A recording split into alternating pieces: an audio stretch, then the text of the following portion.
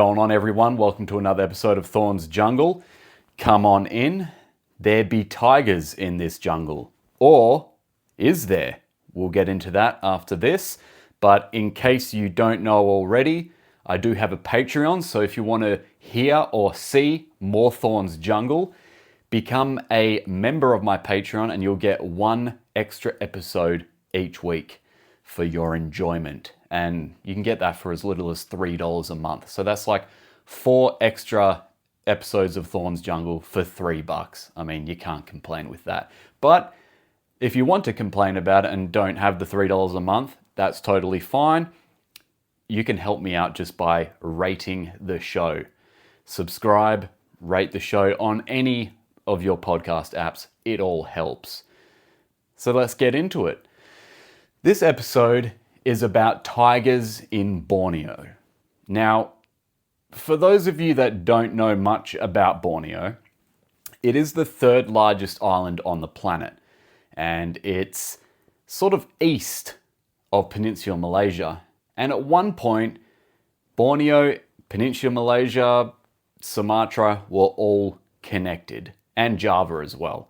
And they were connected into this big landmass called Sundaland. So you get a lot of crossover with animals in each one of these parts. Well, I guess it's split into multiple countries, so I can just say countries, because as we know, Indonesia is consistent of thousands of islands. But in Sundaland, it was Malaysia. Borneo is actually split into 3 countries, Malaysia, Indonesia, and what's called Brunei, and then obviously Java and Sumatra, Indonesia as well. But at one point they were all one. So for example, in Borneo you get orangutans, in Sumatra you get orangutans. You used to get orangutans on Peninsular Malaysia, but they went extinct thousands of years ago. But another perfect example is on Peninsular Malaysia you get the Malayan tapir, and you also get Malayan tapirs on Sumatra. So they were all one landmass at one point. Now, on Peninsular Malaysia, you have tigers. On Sumatra, you have tigers. On Java, you used to have tigers until very recently. And apparently there might still be a few floating around, but that is content for another episode. But on Borneo, you don't have tigers. There are no tigers, apparently. I'm going to go back and read you some of the history about tigers on Borneo, because there is some historical and sort of vaguely documented history of tigers being on Borneo, although it's never really been confirmed. But at the end of this episode, you can make up your mind for yourself whether or not you think tigers did exist on Borneo or actually still do exist on Borneo. Because looking at it, it would be strange if tigers were never on Borneo, right? That would be strange. It was all connected, all one landmass. A lot of animals living in Borneo exist on these other parts of what was once Sundaland. So why tigers never made it to Borneo is kind of unusual.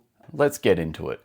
So in a cave in Borneo, in Sarawak, which is part of Malaysian Borneo, scientists found a tooth in a cave called Naya Cave.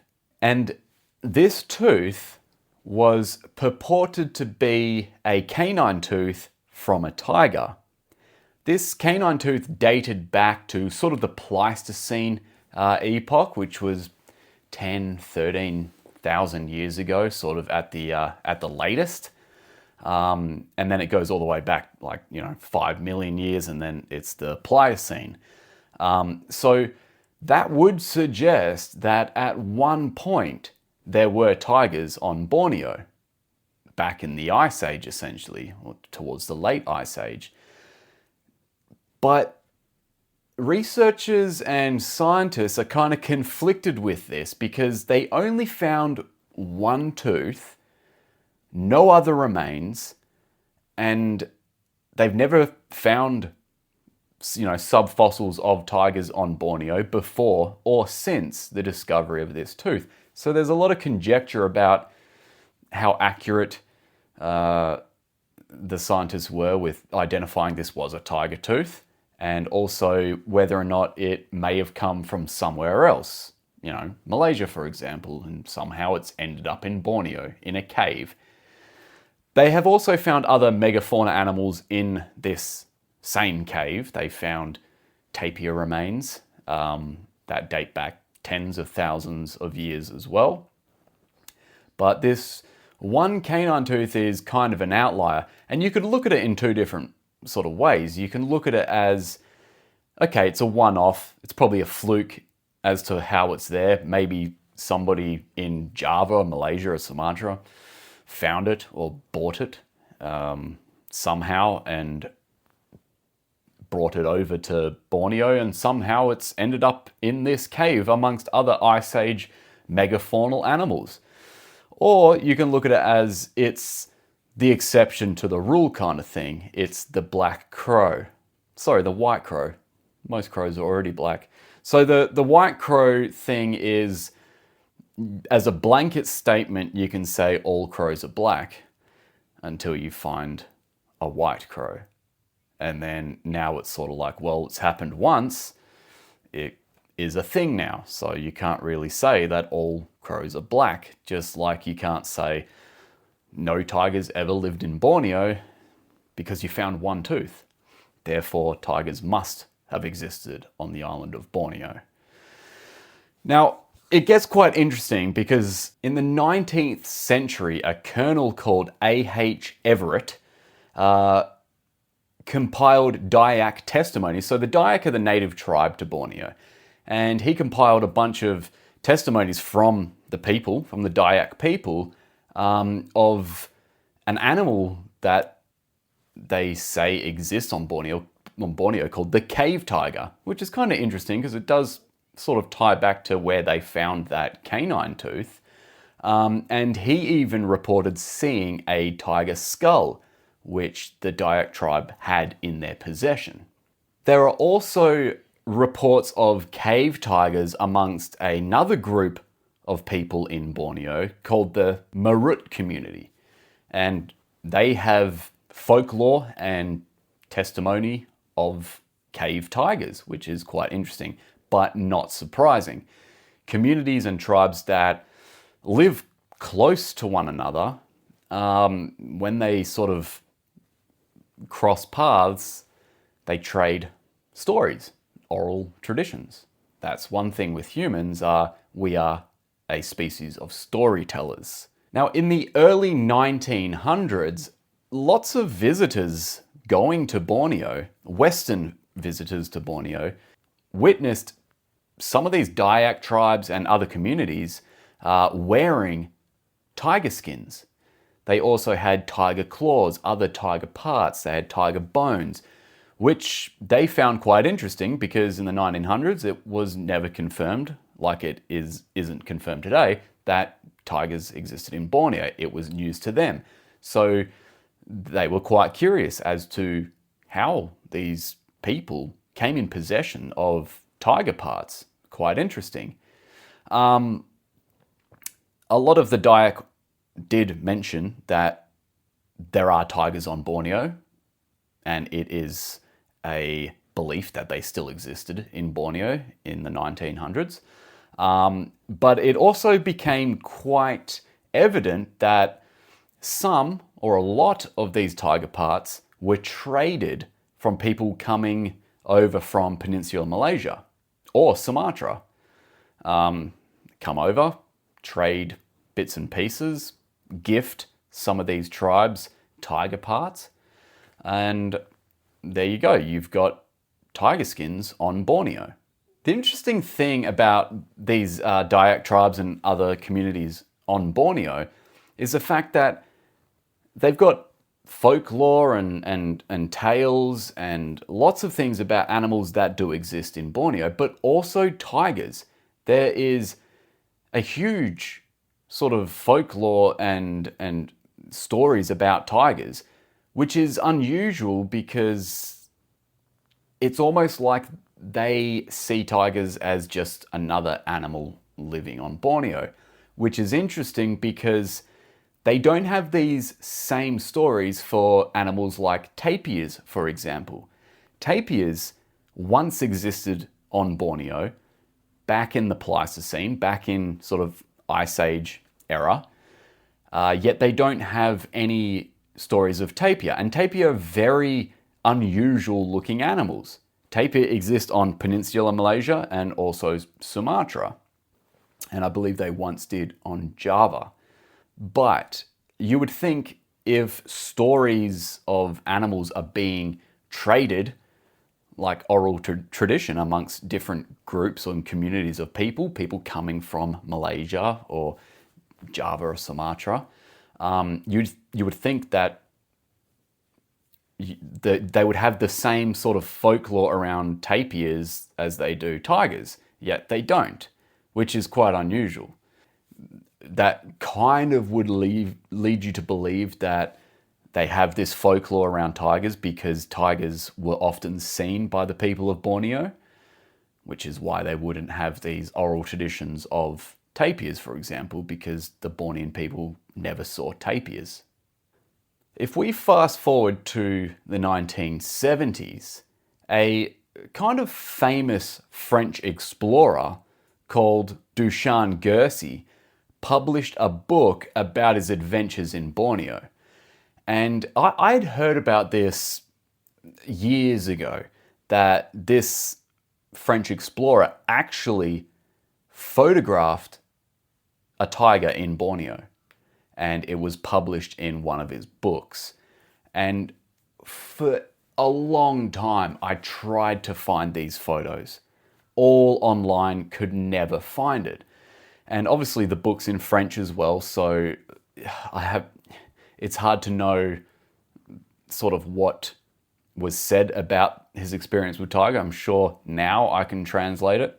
Probably should have done it before this podcast, because I managed to track down that book and I bought it and I found the photographs. There's 2 of them of the one tiger. And if you're watching this, I will show you. If not, I'll just describe it. There's the photos there. That's the book there. And 2 photos distinctly showing a tiger, one in a river and the other photo is it standing on a bank. And the title of the book is Dans la Jungle di Borneo, Kalimantan. Kalimantan is the Indonesian part of Borneo. And it's interesting because, like, they're clear as day color photographs of very clearly a tiger. They're bloody good photos as well. So it's no case of misidentifying anything. That is clear as day a tiger in Borneo. Maybe. So a lot of people that have seen these photographs say that he's included these photos of tigers in this book and he's mistaken it for photos of tigers he took in a different country, say Sumatra or Malaysia. Actually, back then, could have been Java and could have been the last remnants of the Javan tiger. And he's, accidentally put it in this book of him in Borneo. But I've been thinking about it, and I'm kind of skeptical about that. Like, this guy published this book purely about Borneo, and every other photo in this book is of Bornean animals, him clearly in Borneo. There's photos of him with the Dayak tribe. So I'm assuming all of these photographs came from the rolls of film he took with him for this Borneo expedition. He came to Borneo to document animals, the people, his experience in the jungle. This guy's a very well-reputed explorer and photographer. So it is kind of unusual that he would be that bad at like labeling photographs, and also he would be so I don't know, like clumsy with it. So, I mean, that's one of the theories they had as to how he got these photos. Another theory is he's just completely hoaxed it and claimed he saw tigers in Borneo and photographed it, but actually didn't. Back in the 70s, yes, they didn't know tigers existed in Borneo. They knew tigers didn't exist in Borneo. So you could hoax it. Like, I'm not saying it's impossible. You absolutely could. He could have taken photos of tigers. He could have taken them in a zoo somewhere, photos of a tiger, and said he's seen it in Borneo. But it's that outlandish and crazy that this guy, who has written and published many other books, nothing else in his books have ever been sort of questioned as to the validity of anything in them, photo-wise or whatever he's written. So it's just kind of strange that he would just randomly add a photo of a tiger in Borneo just for the laugh of it. Just like, this will mess with a few people. I'm going to chuck a tiger in there, see how it goes. He just wants to watch the world burn. I don't know. I don't really buy it. I think he's... Like, what do I think? There is a case that you could argue that perhaps a captive tiger escaped somewhere, like a wildlife park or like a zoo or somebody's private collection, and he's happened to photograph it. Because to tell you the truth, if you were to release a tiger in Borneo, it would do very well. It's not going to starve. There's plenty of food, and the habitat is so similar to where they're natively found, it wouldn't even skip a beat. It'd be like, it would probably just think it's back in its natural environment. Yeah, there's no tapirs, but tigers don't often take tapirs anyway. Tapirs can actually put up a bloody good fight. Tigers a lot of the times won't actually mess with tapirs. Yeah, it's been known to happen, but for the most part, the tapirs are pretty damn safe around tigers because they will mess a tiger up if they wanted to. They can outweigh a tiger by almost double, especially a Malayan tiger. So a lot of the times, tigers won't mess with tapirs. But Borneo's also got loads of other wildlife. You know, there's many deer species on there. There's loads of them, like loads of animals for them to eat. So a tiger would do very well in Borneo if it was released there. Obviously a population now, maybe not so much because it's probably going to end up in the same sort of realms as Java, which the Javan tiger is now extinct, or Sumatra, where the population is not looking good for Sumatran tigers. Even over in Malaysia, doing very badly, the tigers in Malaysia. So, you know, the population will be struggling, but a single tiger or a few of them released into Borneo, they're going to do pretty damn good. If we go forward from the 1970s to around 85 all the way through to like the early mid-90s, a bloke called Eric Medjard interviewed a lot of people in Borneo and documented a few sightings, but also potential tiger roars. These were documented in East Kalimantan, which is interesting because that's where this book was based and the alleged photos were taken by that French bloke. But the descriptions were quite sort of detailed. They described animal, cat, big, with stripes, and brownish orangey fur. Now, that can't be anything else apart from a tiger, can it? There is another cat that is quite large that lives on Borneo, the clouded leopard. So the clouded leopard it's not the size of a leopard. It's not even the same genus as the leopards that you're probably familiar with anyway. But it is a decent sized cat. It just looks very different to a tiger. You'd have to be pretty drunk or blind to mistake a clouded leopard for a tiger. Clouded leopards are far smaller than a tiger, and the pattern on them, on the Sunda clouded leopards, is actually on all the clouded leopards, to be honest. What's the other one? There's clouded leopard and marbled leopard as well, which I don't think is on Borneo, but I might be mistaken. Anyway, they're like so different to a tiger that you just couldn't mistake it, right? You could not mistake a clouded leopard for a tiger. Another interesting thing is the reports of roars, okay? Clouded leopards don't roar. In fact, any cat that is outside of the genus Panthera cannot roar. So when people say big cats, they're alluding to the genus Panthera, which is jaguars, leopards, including the snow leopard, jaguars, tigers, lions. Okay, they are the big cats. They're in the big cat genus. They have the ability to roar, and animals like clouded leopards don't. Mountain lions can't roar. Cheetahs can't roar, for example. So the fact that these people were describing roars would exclude the clouded leopard straight away. Besides the fact that they don't look anything alike, and the Bornean people are very familiar, especially the Dayak tribes and the communities that live in the jungle, very familiar with what clouded leopards look like. So they're not going to mistake it, all right? Roars, very curious, right?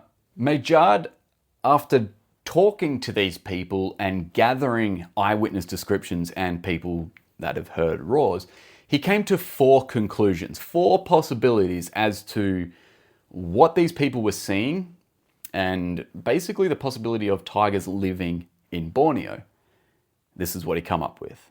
His first hypothesis were they were never present in Borneo, ever. Basically, the eyewitness testimonies are wrong. The people have maybe mistaken it for something else, or it's just been a case of telephone where just stories have been passed down and mixed with stories from Peninsular Malaysia, Sumatra, or Java, and now been taken into Borneo and are now being used as Bornean folklore. The second hypothesis he came up with was tigers once existed in Borneo, but no longer exist now. It's a pretty good hypothesis, and it's a pretty plausible one, because that one tooth could very well mean that tigers did exist in Borneo, right? And maybe they came in contact with humans and the sort of oral tradition and sightings were passed down through generation and generation. And like, I could split this hypothesis into 2 actually. One, they were formerly present on Borneo. They went extinct way back Pleistocene or further back, and no humans saw them or came in contact with them or ever passed down any stories of them. Another one would be that they existed up into kind of modern day, to where Borneo was more well established. There was communities, there was people, there was sightings, there were encounters, and it was passed down through generation from there. His third hypothesis is that they still exist on Borneo, but at very, very low population densities, to the point where when this guy came up with these hypotheses, it's probably extinct now, right? When you get very low density populations of animals, especially tigers where they have such a massive range, they are going to go extinct, right? When you have a few leftover sort of straggling remnants of a tiger population, it is very difficult for those tigers to come back from that, especially in Borneo, where huge amounts of jungle are being cleared for palm oil plantations and agriculture and things like that. So at the time he came up with this hypothesis, it's probably safe to say now that if there were low populations or a few stragglers knocking about in Borneo, they would be gone by now. His fourth hypothesis is that they were introduced. There were a few tigers introduced to Borneo, feral cats, potentially. Whether or not they were purposely introduced just for a laugh, or they were escapees from private collections and things like that, and people saw them, encountered them, maybe photographed them, that French bloke. Who knows? But if that was the case, again, for those tigers to form a breeding population, it would be very unlikely, if not impossible. You can't just release a male and female animal and they create a healthy, sustainable population. Sorry, Noah's Ark, that's not how it works. So that is kind of the extent of what we know about potential tigers in Borneo. Now, it is quite interesting because the governments of Sarawak and Sabah actually list the tiger as protected in Borneo. That doesn't mean that they know something we don't and they think that tigers may still exist in Borneo. No, it's kind of like an umbrella thing for tigers in general, that they are protected. And, there's probably the same laws in Australia regarding tigers, and we know tigers don't exist in Australia. And that's not talking about the Tasmanian tiger, because that wasn't a tiger, not even close. But what do I think? Do I think tigers lived in Borneo or still live in Borneo? Look, if I go back to the tooth that was found in that cave, right? A lot of the scientists dismissed it because only one tooth was found, which I think is rubbish. That you can dismiss that an animal once existed somewhere because they only found one thing of it. If you know anything about fossilization, you would know that jungles aren't conducive of fossilization, which is why in jungly, tropical, humid, wet areas, they find most of their fossils in caves, because stuff just doesn't fossilize out there in the jungle. Bones turn to mush very quickly. You need very specific conditions for things to fossilize. Okay, so countries where there is lush, dense jungle, you ain't gonna find fossils. Look at Australia, for example, where I am. Like, to find fossils is super hard because the sediment and stuff, and also fossils are only found in sedimentary layers as well. There's only 2 places in Western Australia where you can find Cretaceous fossils, for example, and it's just this tiny area as well. But out in the jungle, it's even harder because, like, bones turn to just mush.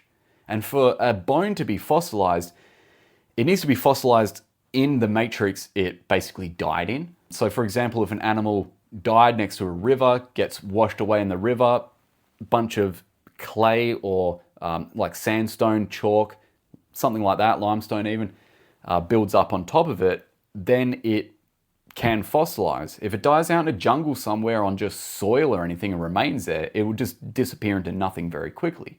And fossils, like, there's nothing organic left in a fossil. It has been completely replaced, petrified. All the organic material has been replaced by the minerals and nutrients of the rock. So when you find a fossil, you're pretty much just looking at the cast of that bone rather than anything else. That's just what you're looking at. That doesn't happen in jungles.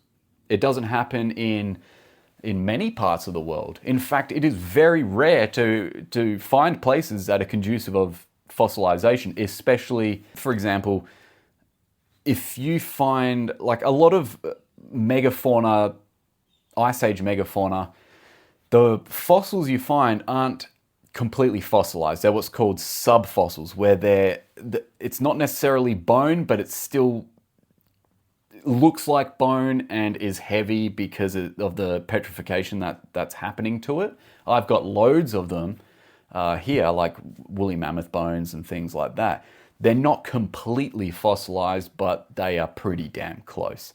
You compare a Pleistocene subfossil from a mammoth to a Cretaceous dinosaur fossil, it's apples and oranges. The dinosaur, it's a rock. That's what you're looking at. It's just a rock. Teeth are different though, because teeth aren't made up of bone. Teeth are made up of enamel. So they don't necessarily have to fossilize, although if you go back to the Cretaceous and things like that, the teeth almost still have their enamel, but they look obviously a lot older than Pleistocene teeth. So this canine tooth that they found in this cave wouldn't have been completely fossilized. It's enamel. So you would think, oh, maybe we'd find more of them because if there's one in the cave, there has to be more. Not necessarily. Because if you look back at, for example, Gigantopithecus, right? It was found, all the remains of the Gigantopithecus were found in a cave as well. No bones. Why? Because porcupines ate them. Porcupines will eat bones for the calcium. And there will be, and also to trim their teeth back and things like that. Otherwise they get what's called malclusion, which is where the teeth just keep growing and end up probably smashing through the top of their skulls or whatever. But yeah, porcupines ate them. That's the theory as to why there aren't. There's, I think, a couple of bones of Gigantopithecus knocking about, but nothing else. Only teeth. So only the teeth of Gigantopithecus really remained. But the fact that they only found one doesn't mean that there weren't other ones. They could have been washed out. It could have been taken away by something. It's just ridiculous to say that because they only found one tooth, it means we'll just ignore that and just maybe it came from somewhere else, right? What's more likely? That maybe tigers did exist in Borneo, and because they will not fossilize in that jungle, one tooth ended up in that cave doesn't mean the tiger died in that cave. Maybe it was washed in there. Maybe something brought it in there with it. There were monkeys there. They do stuff like that. They bring things in. So just because the fact that they didn't find any other teeth or bones in that cave doesn't necessarily mean that humans brought that tooth in, or let's just pretend it just isn't there. All right. So what I think is tigers did exist in Borneo. I think they did. I think maybe they existed till sort of our epoch, which what is our epoch? The Holocene. They were probably encountered by, people probably did encounter them. I don't think any of the pelts that the Dayak tribe or the skulls that the Dayak tribe have now are from Bornean tigers. I think they are Malayan or Sumatran or Javan tigers. They're from there. But I do believe, looking back at the folklore, the stories they are telling of tigers, some of them were passed down from tigers they did see in Borneo a long, long time ago. Okay? So that is my theory. I think the photographs in this book from this Frenchman, I don't know what to think of them. It certainly looks like Borneo, the background, but so does a lot of jungle in Southeast Asia look very similar to Borneo. So I don't know where those photos came from. Maybe he took, maybe he was on Borneo. He took the photos in Borneo, but it was of a captive tiger and he just decided to chuck it in. He wasn't thinking. He just went, oh, that's an animal, because there's loads of photos of animals in this book. He just went, yeah, I'll chuck that in as well. I don't know. But that is my conclusion about tigers in Borneo. What do you reckon? You can comment below it on the podcast app, I think. Other people have commented. So what do you think? Do you think maybe tigers still exist in Borneo, which would be awesome? Or do you think they never existed or once did?